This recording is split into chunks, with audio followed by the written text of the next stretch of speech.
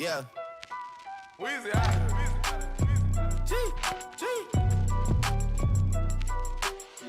Back home smoking legal.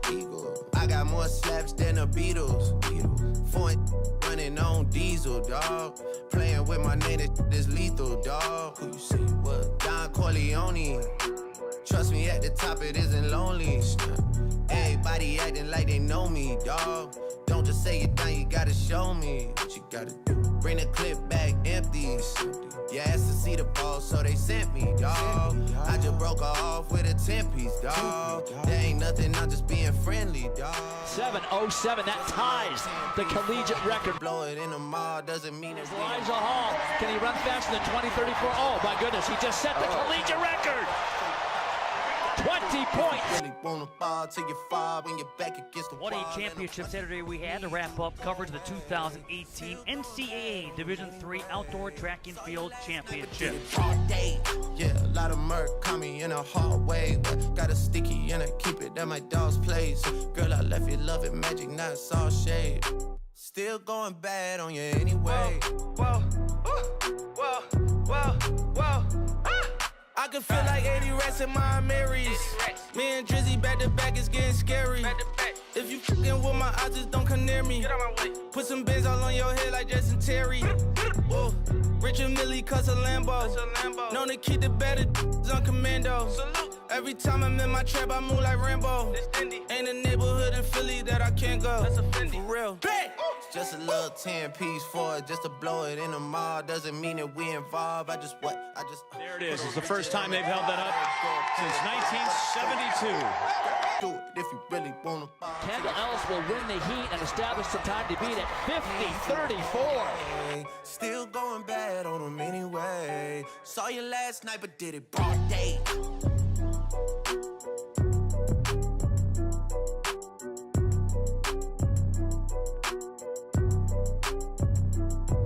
Weezy out.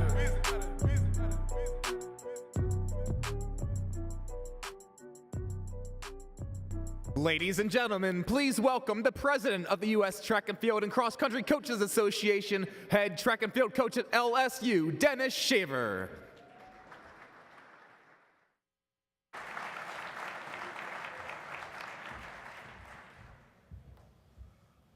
Well, it's my pleasure to welcome you to San Antonio for the 2018 U.S.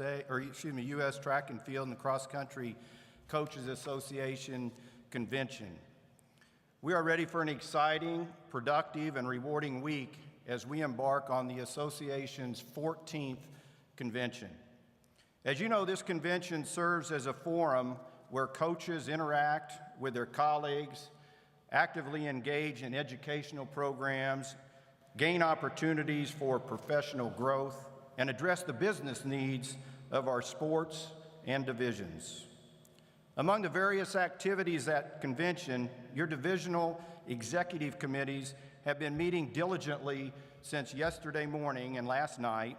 Coaches started attending technical symposiums presented by Reckitan to learn from coaching colleagues and others in various event disciplines. I am confident that everyone will enjoy tonight's Hall of Fame induction as we honor the accomplishments of a distinguished group of our coaching colleagues. Also, I hope you'll mark on your schedule tomorrow night's Mondo dinner party that will be held on Event Lawn 4. The 10th presentation of the Bowerman will commence on Thursday evening with a record 14 former winners on hand. We will crown last season's most outstanding track and field collegiate athletes. The arrival party in the Cibola Canyon and Grand Oaks Ballroom foyers starts at 6 p.m., followed by the presentation of the Bowerman at 7 p.m., which will once again be hosted by ESPN's John Anderson. I also want to highlight that this year we are offering several professional development seminars starting tomorrow and continuing on Thursday. These seminars will tackle issues important to us as professional coaches, including leadership, contract negotiations, legal responsibilities, handling student-athlete misconduct, and working with your campus student advisory Athlete Advisory Committee. We are offering several of these professional development sessions twice over the next 2 days, so you don't have to miss out on your top choices. The issues addressed in these professional development seminars are critically important to us and to our profession, and they become more so every day. Even if you may not be facing some of these issues currently, I believe they will become important to each of us at some point in our careers, and I strongly encourage you to plan to attend those sessions. And finally, please remember that meals, special events, and the convention itself can only be accessed with your credential. Please have it with you at all times. Now to the awards portion of today's program. Coaching staffs work tirelessly with their teams and student athletes to help them reach their full potential as competitors and as people. When this training results in the achievement of winning a national title, we recognize the tremendous effort made by those mentors and staffs. So at this time, we will present our Balfour National Championship staff rings, awarded annually to the coaching staffs of national championship programs in NCAA Divisions 1, 2, 3, NAIA, and NJCAA. Please welcome to the stage Harold Leverett, Vice President of Sales for Balfour, and Robert Baker, the Texas Regional Manager of Balfour. They are here to present the Balfour-produced 2017 and 2018 National Championship staff rings.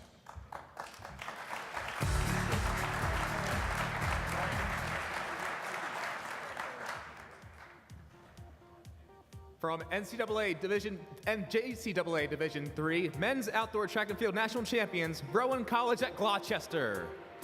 Coaches Ryan Hughes, Mark Getzinger, and Joseph Kaunis.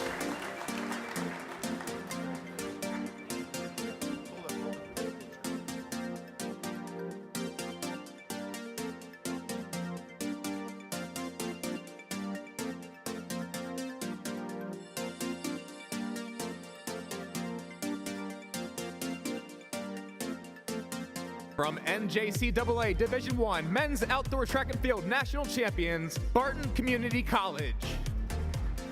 Coaches David Shenek, Marquise Frazier, and Romero Henry.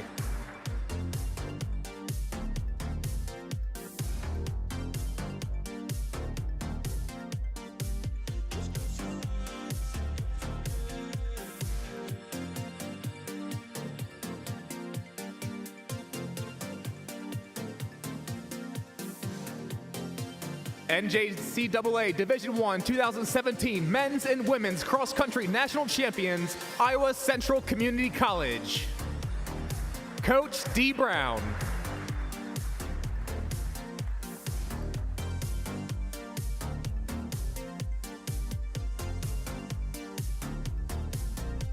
NJCAA women's indoor and Division I outdoor track and field national champions, New Mexico Junior College.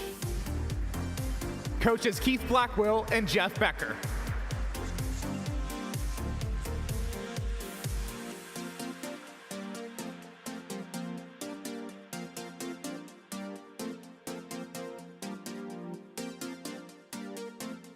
NJCAA men's indoor track and field national champions, South Plains College. Coaches Eric Vance and Justin Hobbs.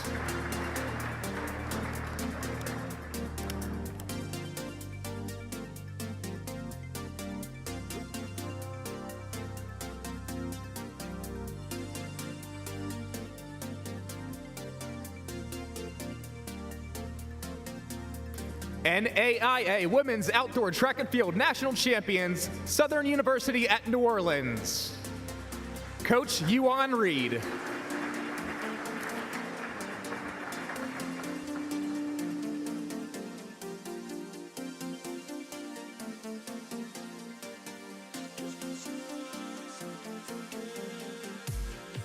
NAIA Men's and Women's Indoor Track and Field National Champions, Wayland Baptist University. Coaches Brian Whitlock, Kurt Henry, and Kelsey Gittens.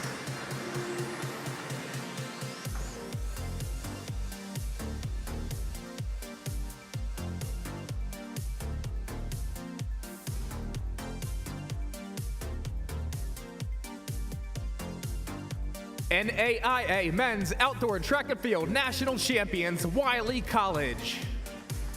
Coach Marlon Ball.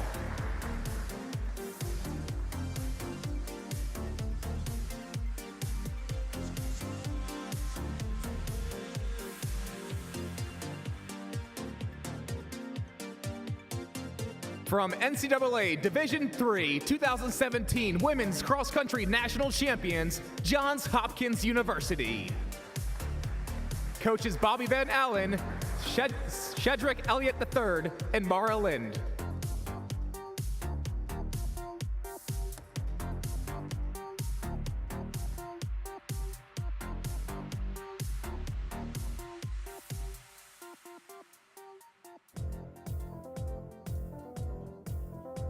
NCAA Division III Men's Indoor and Outdoor Track and Field National Champions, University of Mount Union. Coaches Kevin Lucas and Alec Irwin.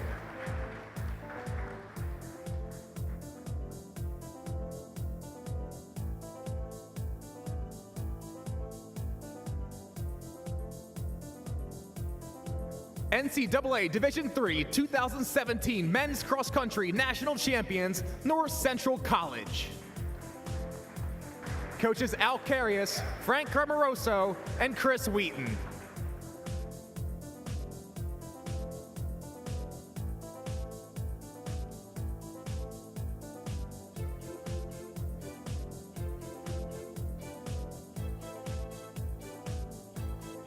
NCAA Division III Women's Indoor and Outdoor National Champions, University of Massachusetts, Boston.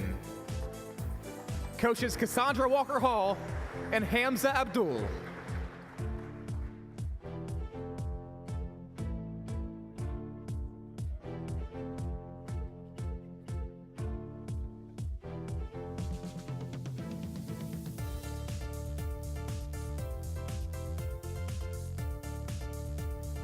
NCAA Division II 2017 Men's and Women's Cross Country National Champions, Adams State University. Coaches Damon Martin, Clayton Foster, and David Granado.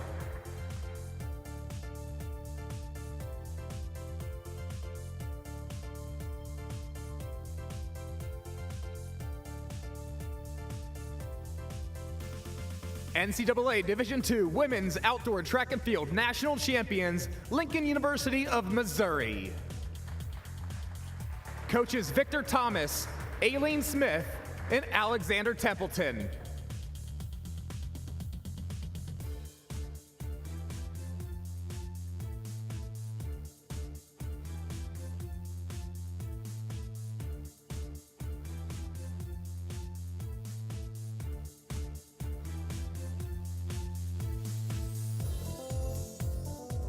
NCAA Division II Men's Indoor Track and Field National Champions, Pittsburgh State University. Coaches Russ Jewett and Kyle Rutledge.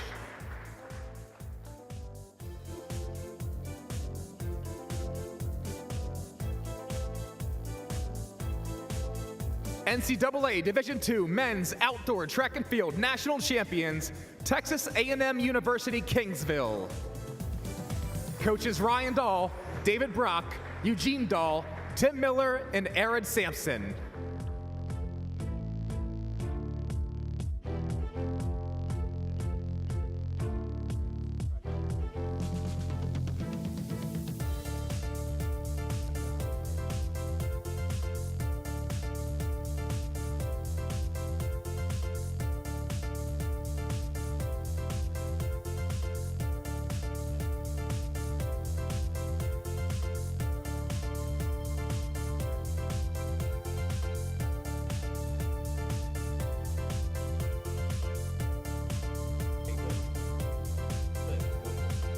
NCAA Division II Women's Indoor Track and Field National Champions, West Texas A&M University. Coaches Matt Stewart, Randy Denham, Jake Krolick, and Tiana Wood.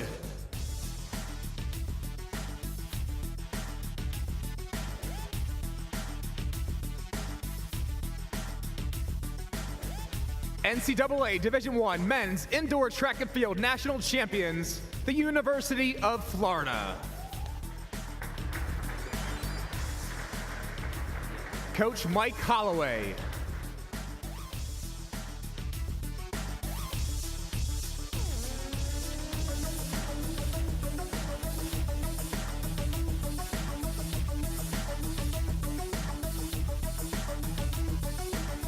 NCAA Division I Men's Outdoor Track and Field and Women's Indoor Track and Field National Champions, the University of Georgia. Coaches Petros Kripianu, Donald Babbitt, Patrick Cuniff, Tatiana Jacobson, Russ Johnson, Lavera Morris, and Althea Thomas.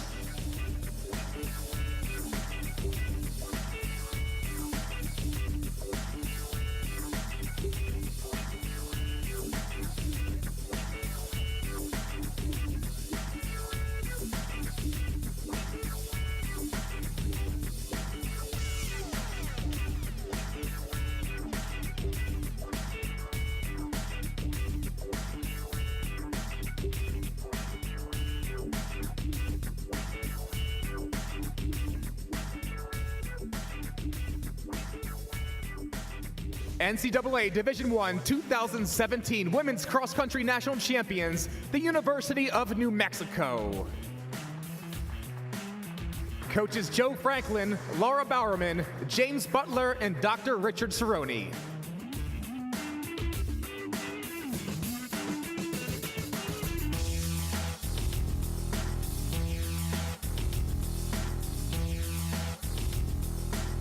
From NCAA Division I 2017 Men's Cross Country National Champions, Northern Arizona University. Coaches Michael Smith, Jared Cornfield, and Rebecca Deloach.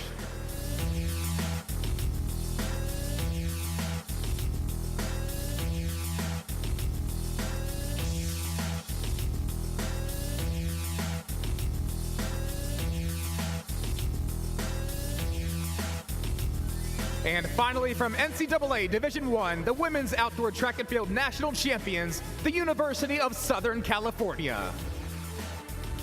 Coach Carol Smith Gilbert.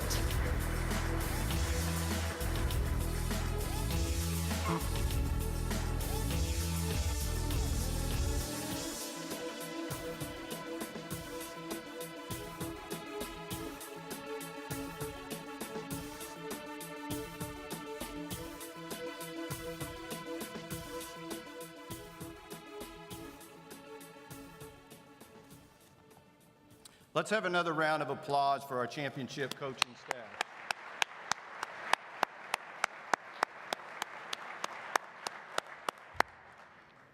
Now it's time to present the association's Jimmy Carnes Distinguished Service Award. The award, named for former association executive director Jimmy Carnes, is presented to individuals who have gone above and beyond the call of duty in their service to this association and to the sports of cross country and track and field.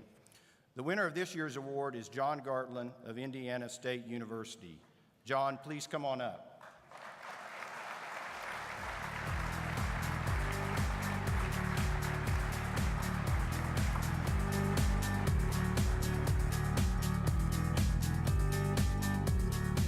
John has held many roles in the association over the years. He was the first president of the combined NCAA Division I Men's and Women's Cross Country Executive Committee from 2007 to 2009 and led the efforts for the two previously separate coaching bodies to integrate their bylaws, policies, awards, and rankings.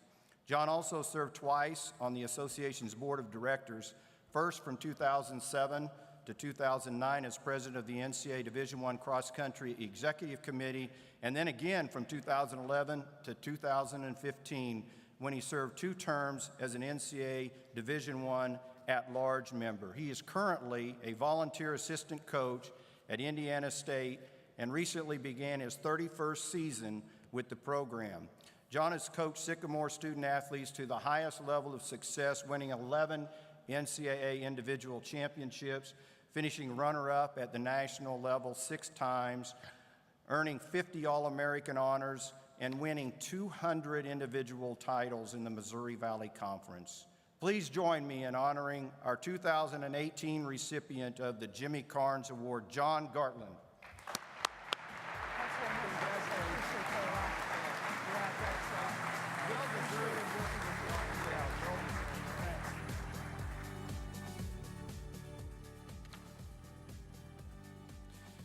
Congratulations and thank you once again for your many years of service, John. Now to our recognition of the nation's top high school coaches.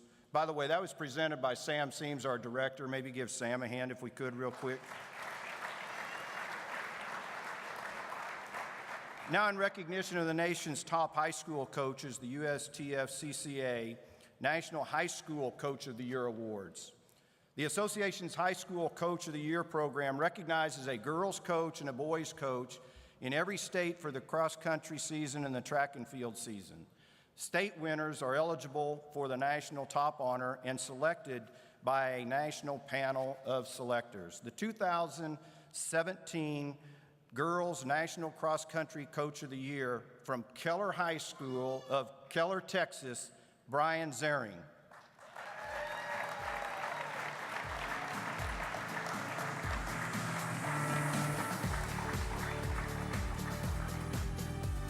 No one told Zering's team that winning in one of Texas's toughest districts and largest classifications was supposed to be hard.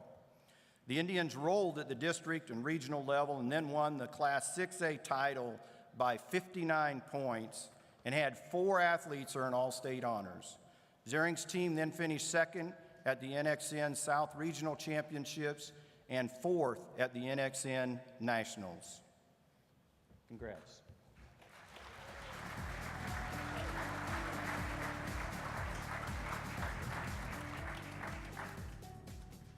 I'm pleased to congratulate the 2017 Boys Cross Country Coach of the Year from Loudoun Valley High School in Ashburn, Virginia, Mark Hunter.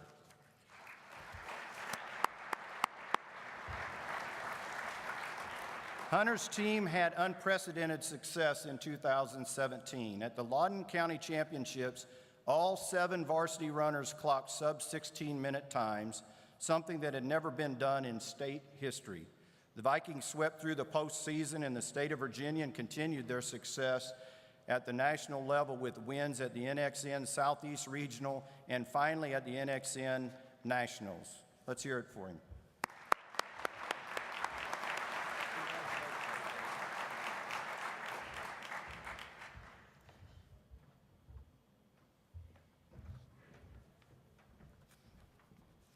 Our 2018 High School Coach of the Year for Girls Track and Field from St. Thomas Aquinas High School in Fort Lauderdale, Florida, Alex Armenteros.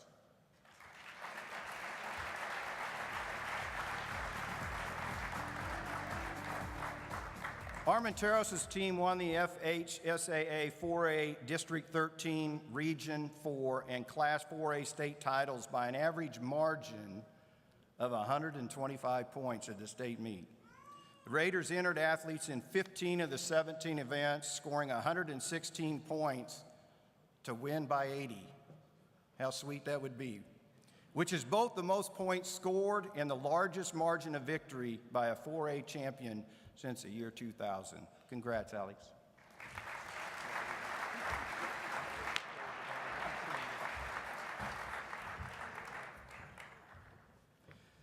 The 2018 Boys Track and Field National Coach of the Year from East Canton High School in Canton, Ohio, Tom Loy.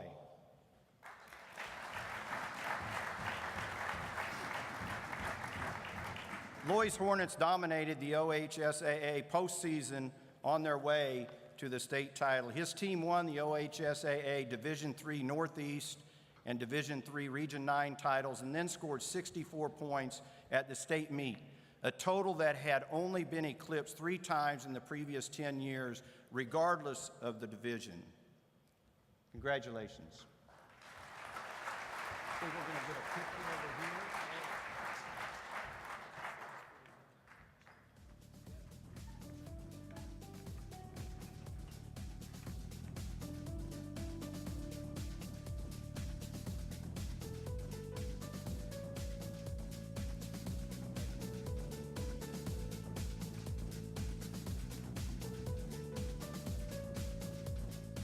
Congratulations once again to the 2017-2018 High School Coaches of the Year.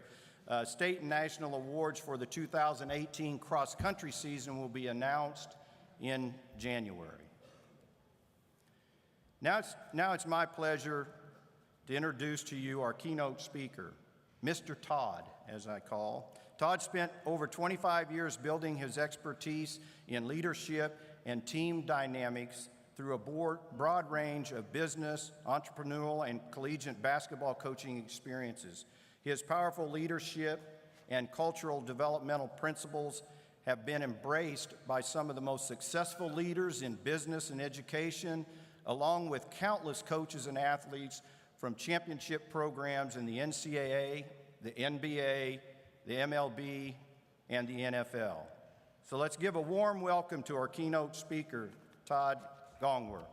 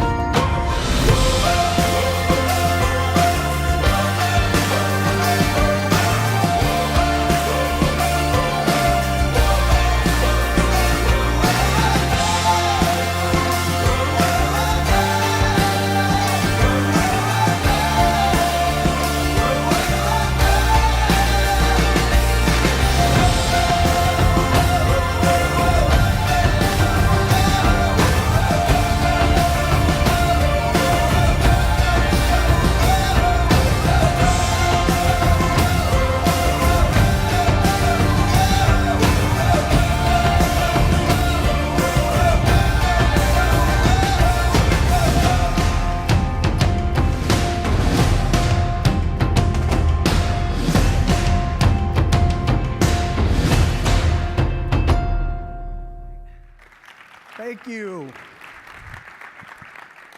How's everybody doing today? You guys doing good?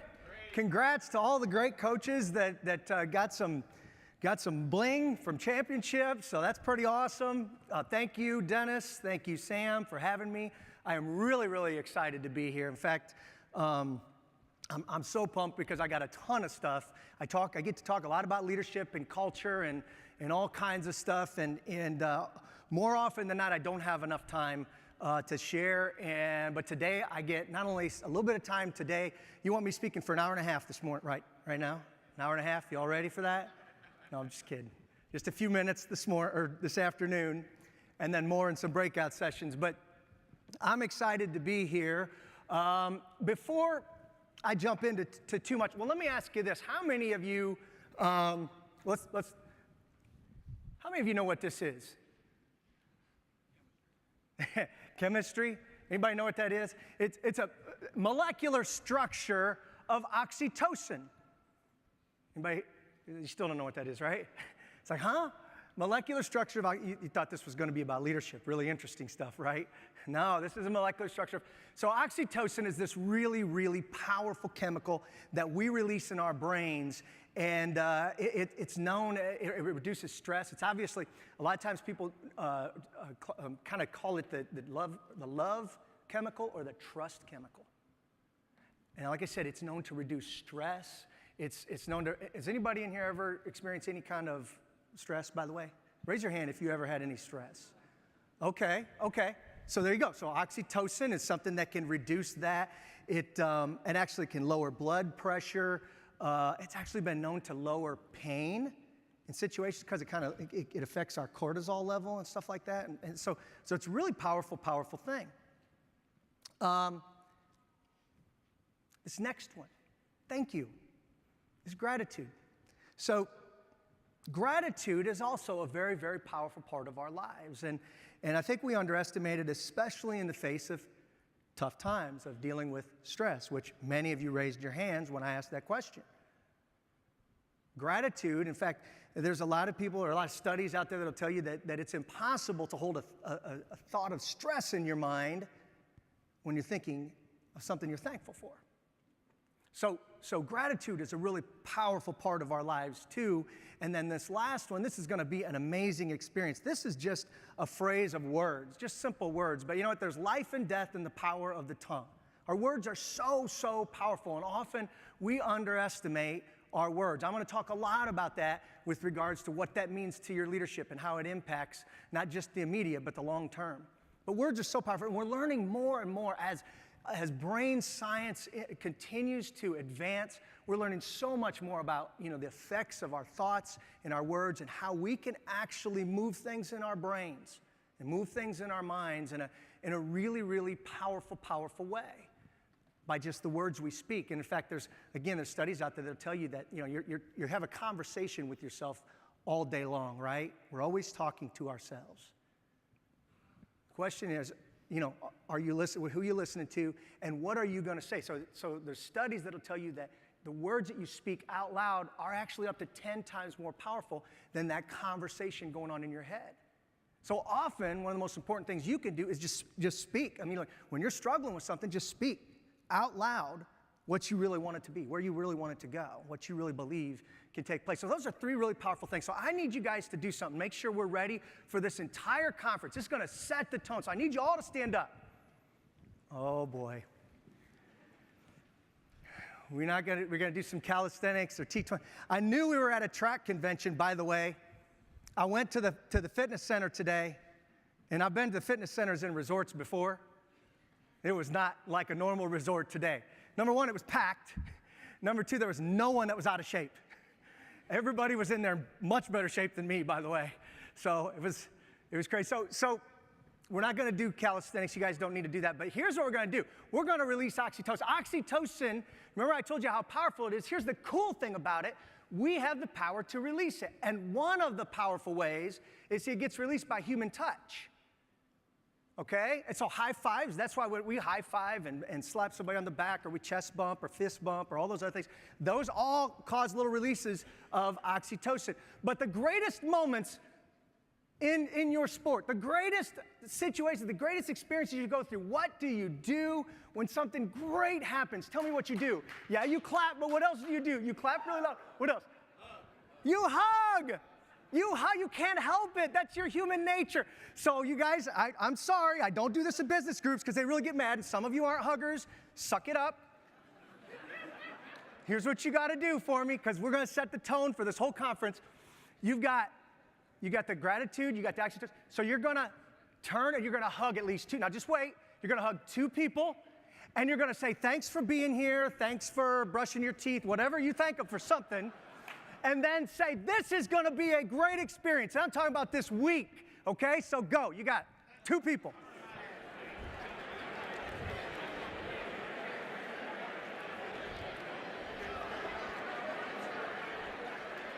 Hi, Kira.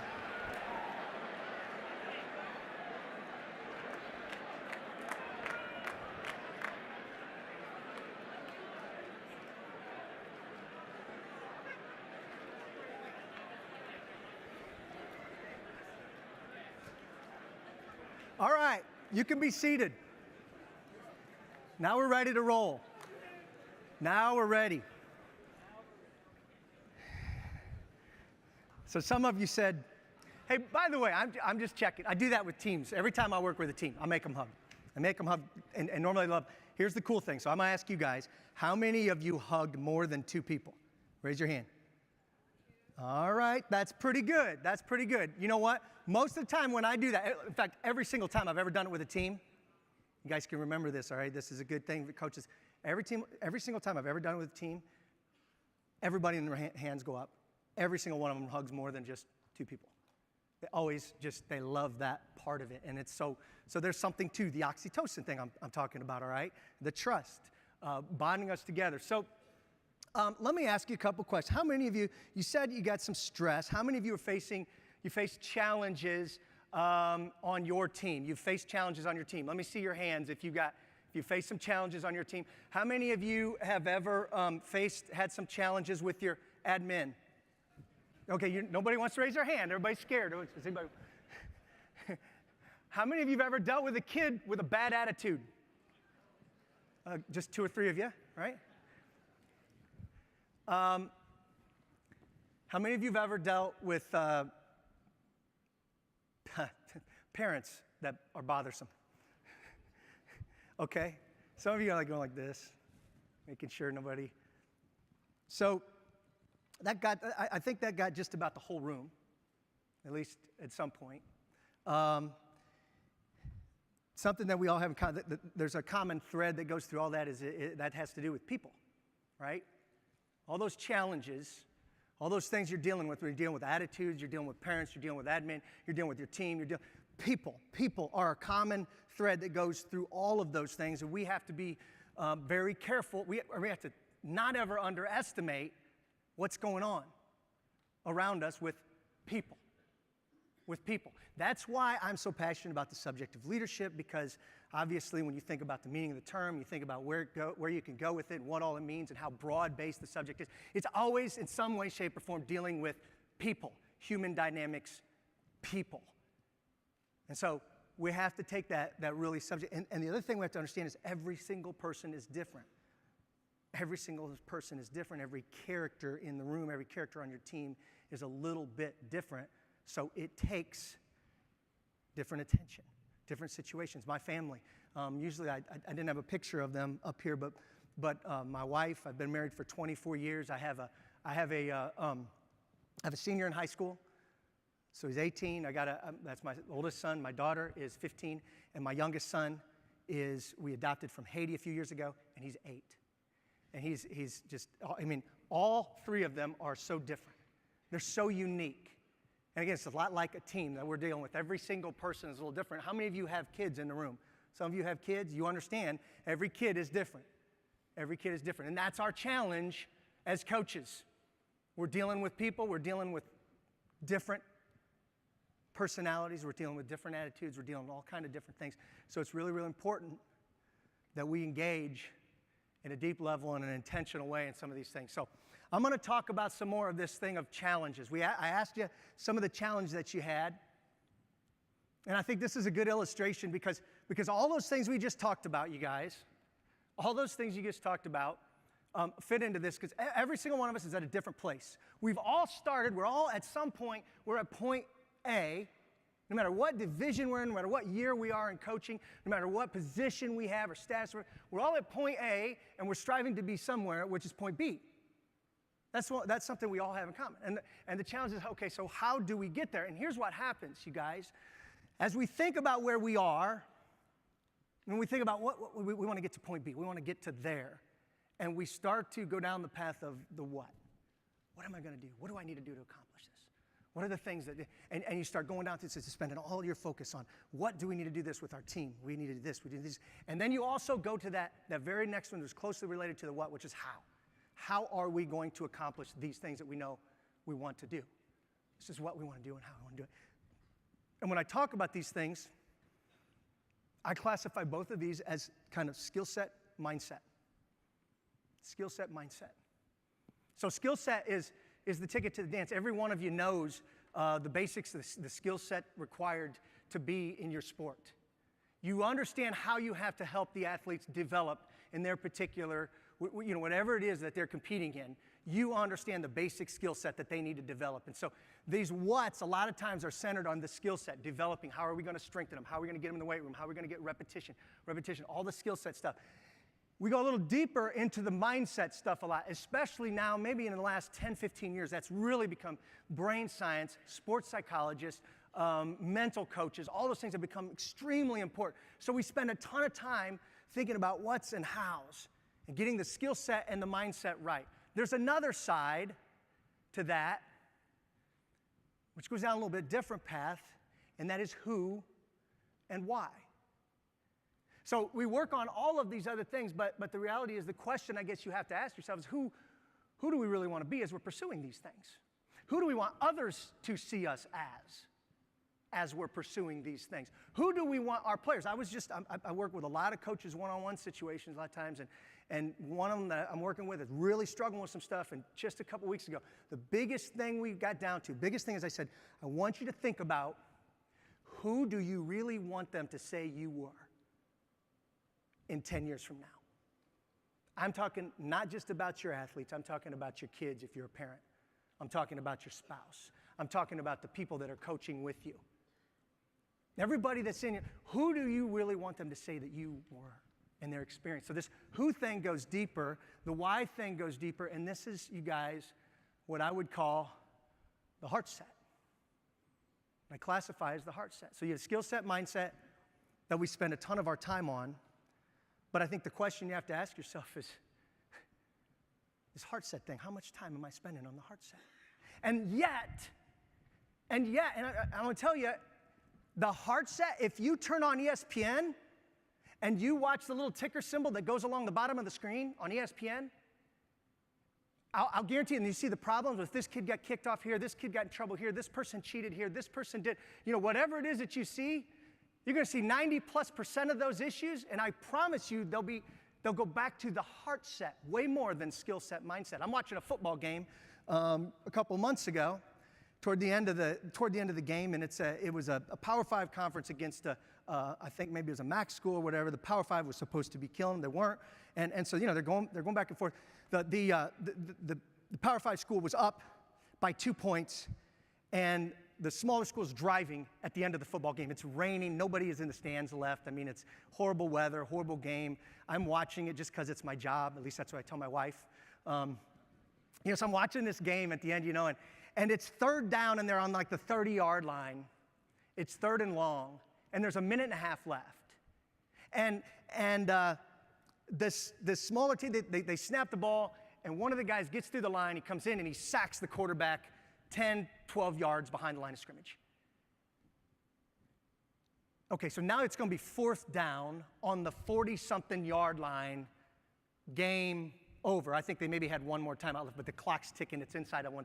Like, game's pretty much over, right? And as the guy gets off of the quarterback starts to get up, and the guy does this, boom, and shoves him with both of his hands right back down to the ground. Yeah, y'all know what happens, right? There goes the flag.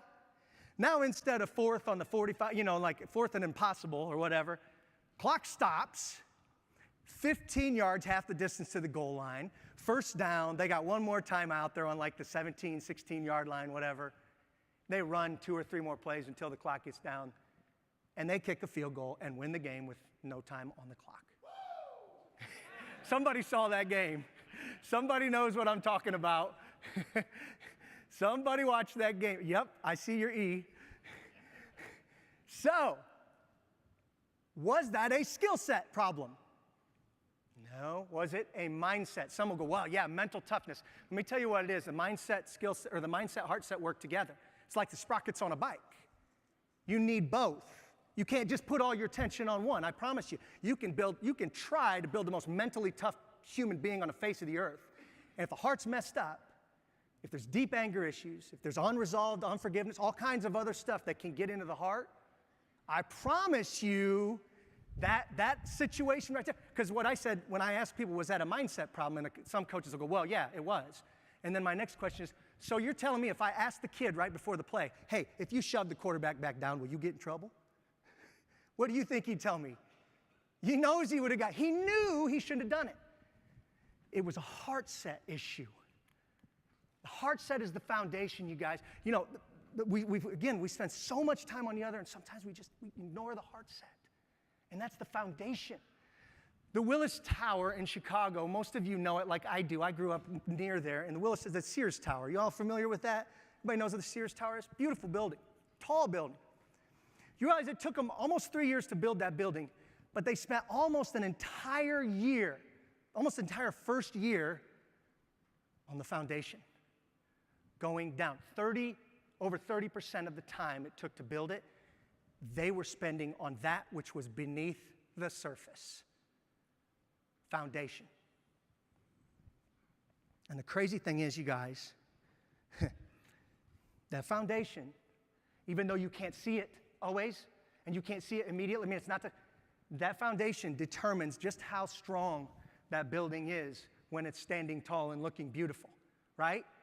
And oh, by the way, if that foundation isn't strong, it's not only dangerous to that building, but it's dangerous to everyone around that building. Heart set matters. We have to engage the heart set. This next question, I'm flying to a school a few years ago, and I'm thinking, man, you know, I've been in the business world for 30 years of my life, and that's always been my focus. And we've been talking about culture for as long as I can remember. Pepsi, Starbucks, Chick-fil-A, Toyota production system, all those companies were talking about cultural development for as long as I've been in the business world. But coaches have only been talking about it for about the last 6, 7, 10 years. It's always become this buzzword now. We got to address our, and I started thinking about why. And I started thinking to myself, so, okay, why are they talking about it? And then I thought, okay, what are the non-negotiables? What are the things of elite team attributes? And I came down to this list, and if we had more time, we could talk forever about an extensive list of others. But selflessness, loyalty, commitment, hard work, right? Understand the hard work's delayed gratification, really. That's another way to talk about that. Humble, interdependent, focus. So those are all keys that if you've ever been around a well-functioning team dynamic, you'd say, yeah, that's pretty much a part of all those teams. And then I started thinking, well, what are the drivers in our culture that are influencing our athletes? What's influencing the athletes? And this is kind of the list of the major spheres of society that have an influence on your athletes. And then I started asking the question to myself, what are the social norms that these spheres, that our athletes are seeing more of? And I started to go down the list. Are they seeing more messages that say be selfless or be about you? Are they seeing more loyalty or are they seeing fickle? Jump, whatever's best. Are they committed or are they more for the quick fix? Entitled. It might be a word that tinges with some of you. Self-promotion. Is it humility or is it all about distracted? The bottom line is, this was the list, but this is the game changer. Because now, as opposed to when I was in college, and I'd go, after practice, go into the locker room and sit in the locker room and shower, take 45 minutes to just hang out and be in there, and then walk all the way across campus. I didn't have a little zip rider or whatever, these things. I had to walk across campus. and then you get to the cafeteria where the food isn't very good, but you sit there for an hour because you got nothing else to do with your buddies and friends. And then you go back to your room and maybe watch a little TV, because that's the main source of digital media at that point. And if you had some some time left, some of you that are, I'm 48, so some of you that are about my age or older, you remember the phone cards, right? Where we couldn't call long distance. If we had some left, then we'd call home. Now, the kid gets frustrated with something that happens.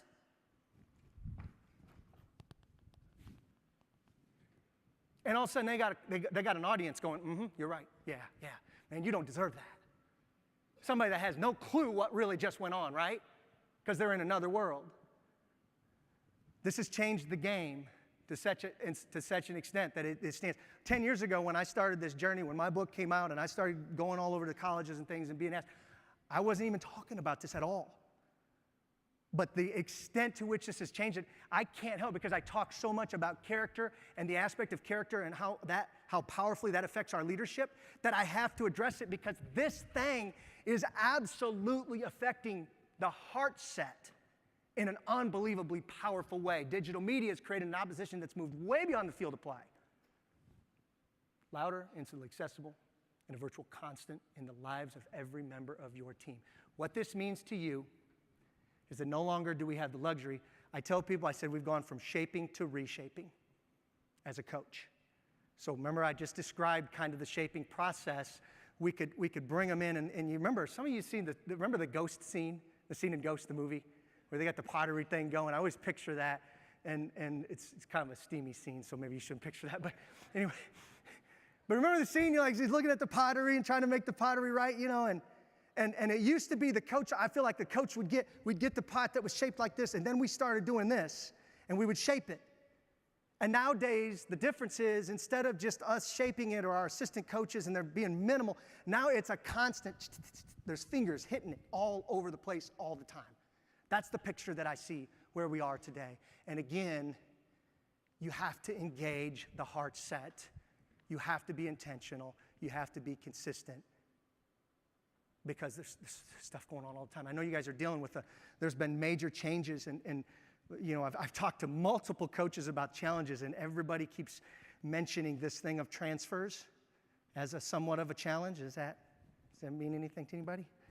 No, never mind. Let me get into it. But I said the one thing, you guys, never before, once again, never before in any other time as a coach is it more important for you to engage the heart, to connect with the heart, to build the relationship, to make it about the relationship and what you can do to make the kid the best. Again, if it's about you, and coaches, just understand, I know you're not like this, but somebody in this room, it's not just about the kids.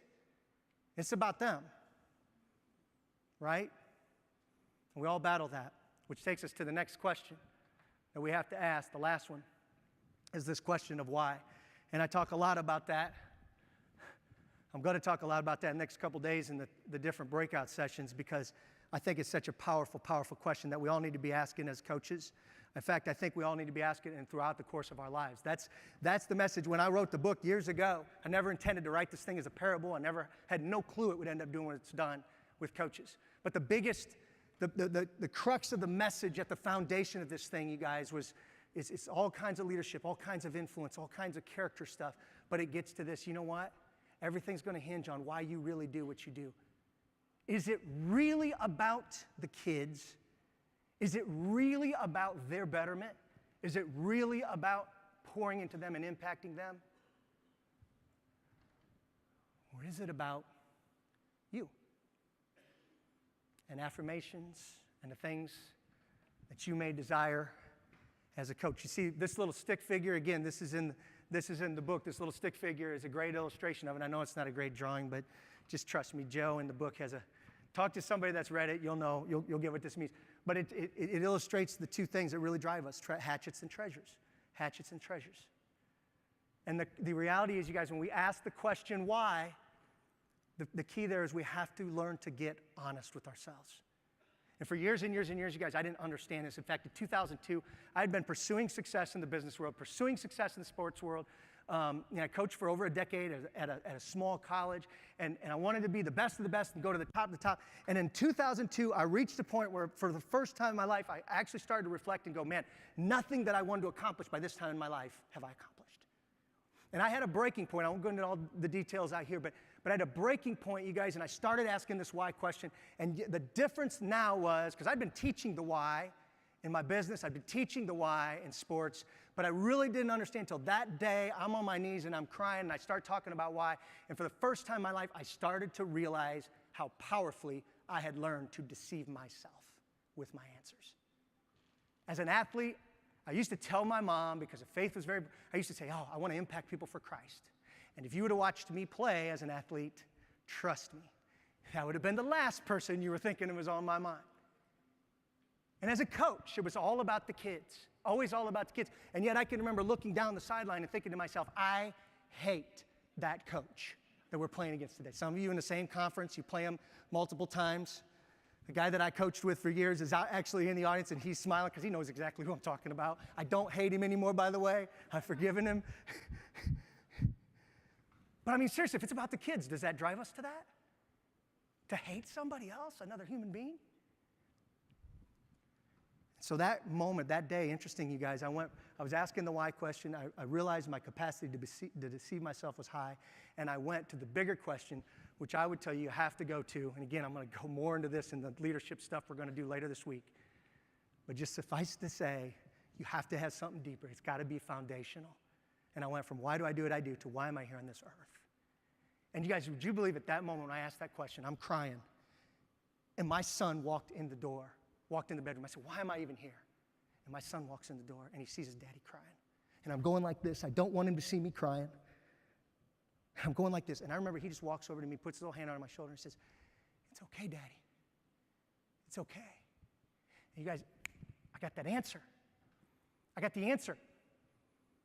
Why you here on this earth begins with relationships. My faith is really important to me, so I have a foundational thing that I believe, but just there's all kinds of studies. Harvard just did a study called the, I think, Grant Glueck study or whatever, that they studied for 75 years, all these people, because they want to find the secret to health and longevity. I could have saved them a ton of money and time. They found out it was healthy, genuine relationships. You know, when you're on your deathbed someday, it doesn't matter if you're in the sports world or the business world. I say, the coach that's 95 years old that's on the deathbed someday, if they say, I want to see that ring one more time, the only reason they're going to want to see that ring is the faces that they see when they look at it. That's what drives us. That's what it has to be about. And the thing is, when we're 95, it's easy to remember that. But can we remember that every day as we're coaching right here, right now, today? Everything begins with relationships, coach. That is what it's all about. So you got to think about this thing of how am I allocating my time and how much time am I going to put on HeartSat? You got to think about what are we going to do to engage in this thing on a consistent basis to counter some of these things with digital media that are very, very real. But ultimately, you guys, why you do what you do must align with why you're here on this earth. And that is a daily thing that I believe you need to ask yourself. I hope to get to see you guys, some of the breakouts. I hope to meet you. I'm actually going to be selling the book back at the registration after this. And so, man, I hope some of you get a chance to come by and say hi to me. So thank you very much. See you.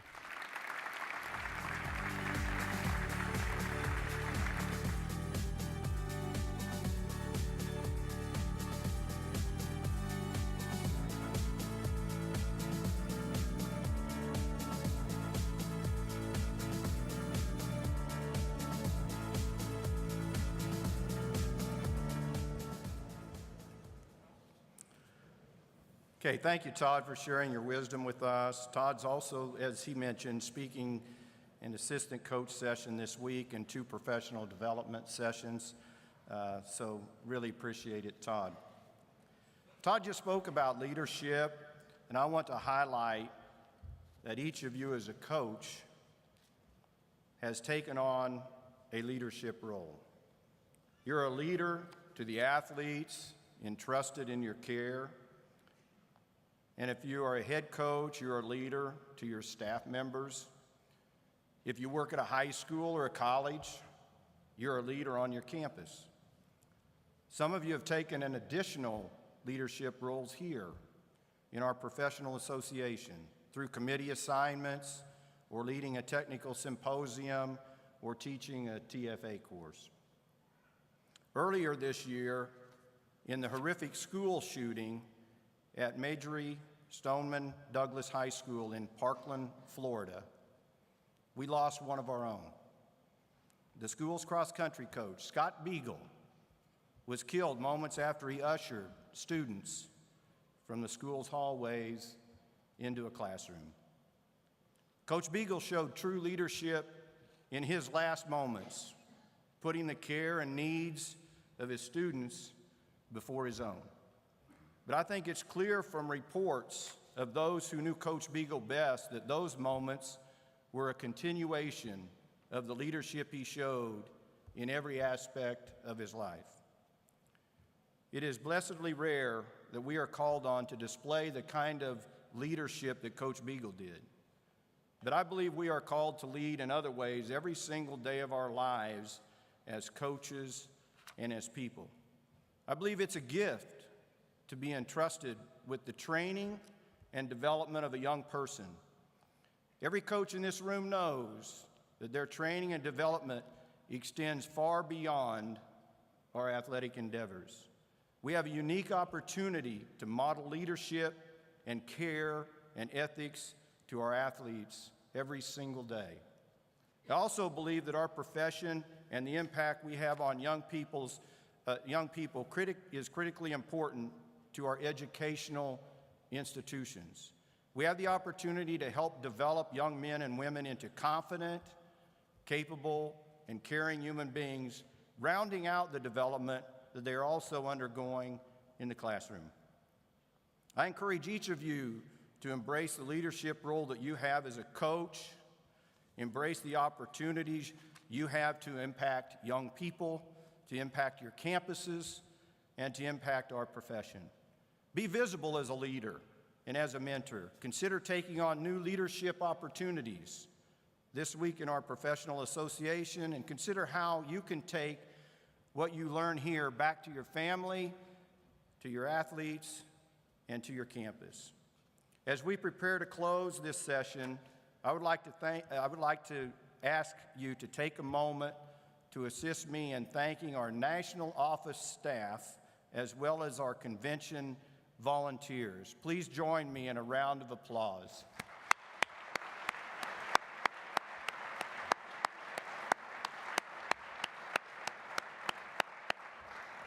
And we would like to personally thank each and every one of you for being here at this convention and at this opening session. One final reminder that our general sessions and seminars for assistant coaches, high school coaches, and directors of operations begin at 2:30 today. I look forward to seeing you again at tonight's, don't forget, Hall of Fame dinner and induction. With that, the 2018 opening session is dismissed.